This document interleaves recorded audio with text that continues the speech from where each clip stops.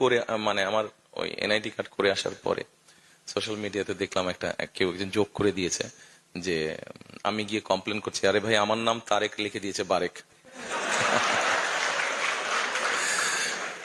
আচ্ছা, তো আমার কাছে যেটা মনে হয় যে সিস্টেমটাকে আমাদের ইজি করতে হবে আর মোর ডিজিটালাইজ করতে হবে। যদি আমরা ডিজিটালাইজ করি, ইন দ্যাট কেস কারাপশন বা যেগুলো সমস্যা আছে সেগুলো অনেকাংশে কমে আসবে।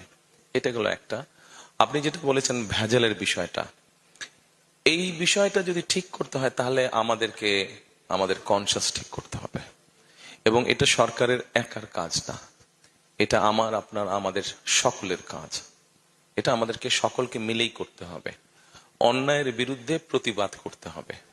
আপনি যেটা প্রিজারভেটিভের কথা বলেছেন, ফরমালিনের কথা বলেছেন, নিশ্চয়ই আপনি জানেন একটা খাবারে নর্মালি একটা সার্টেন পোর্শনের একটা প্রিজার্ভেশন বা প্রিজারভেটিভ দেওয়া হয়। এটা সব খাবারই দেওয়া হয়, এটা বিদেশে দেওয়া হয়। আমাদের দেশে যেটা হচ্ছে,